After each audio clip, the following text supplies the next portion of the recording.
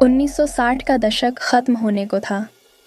America के north California में उस वक्त कुछ खौफनाक चल रहा था। एक सीरियल किलर जो लोगों को मौत के घाट उतार रहा था और फिर अखबारों और पुलिस को खौफनाक ख़त लिखकर चिढ़ा रहा था। उसने खुद को जोडिएक बुलाया। उसके खौफनाक ख़तों ने पूरे इलाके में दहशत फैला दी।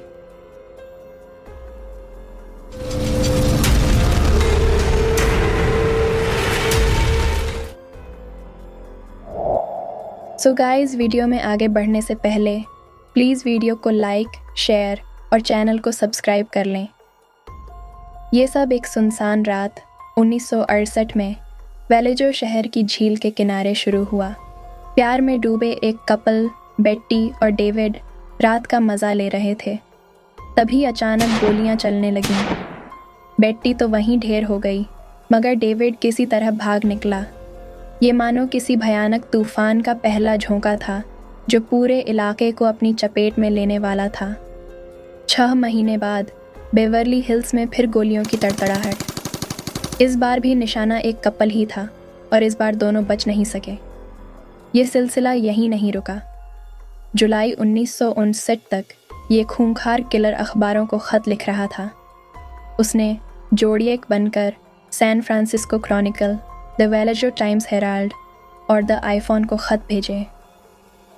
इन ख़तों में उसने दावा किया कि वो वही है जिसने बेवर्ली हिल्स और वेलेजो में कपल्स को मारा था। बस इतना ही नहीं, उसने आगे और भी खौफनाक वारदातों की धमकी दी और पुलिस को उसे पकड़ने की चुनौती भी दी। इन ख़तों में सबसे ख़ास चीज़ थी एक अजीब सा राशि चिन्ह। इसी वजह से वो जल्दी ही जोडिएक किलर के नाम से मशहूर हो गया। जोडिएक के ख़त सिर्फ धमकियों और वारदातों के बारे में नहीं थे। वो अक्सर पुलिस को अपने उस अजीब राशि चिन्ह को सही से छापने के लिए कहता था। उसने ये तक लिखा कि उसने लोगों को इसलिए मारा क्योंकि वो गुलामों की एक फ़ौज इकट्ठी करना चाहता था जो उसके अगले जन्म में काम करें। उसके ख़तों में अक्सर बेतुका और मज़ाकिया लहजा होता था।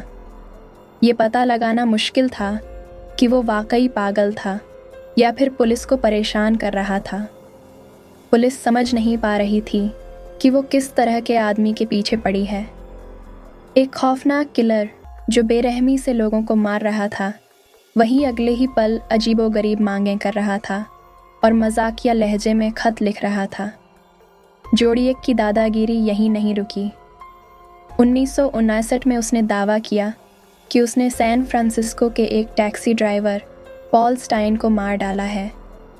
उसने ख़त में वारदात का खौफनाक ब्यौरा लिखा और साथ में टैक्सी की पिछली सीट से खून से सना हुआ एक टुकड़ा भी भेजा।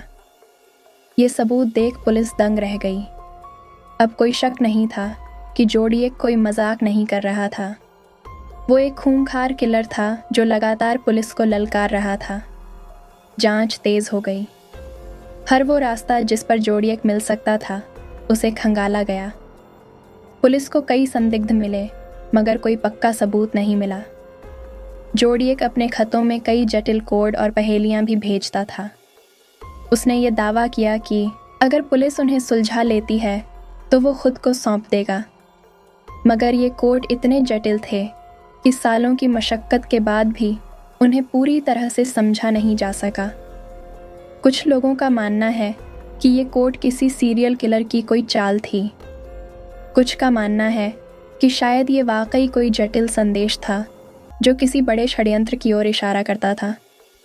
ये आज भी एक रहस्य बना हुआ है। 1970 के आते आते जोडिएक के हमले कम हो गए और फिर अचानक से वो गायब हो गया। पुलिस को नहीं पता चला कि उसने और वारदातें की या नहीं, या फिर वो मर गया या कहीं छिप गया। कई दशक बाद भी जोडिएक को ढूंढने की कोशिशें जारी रहीं।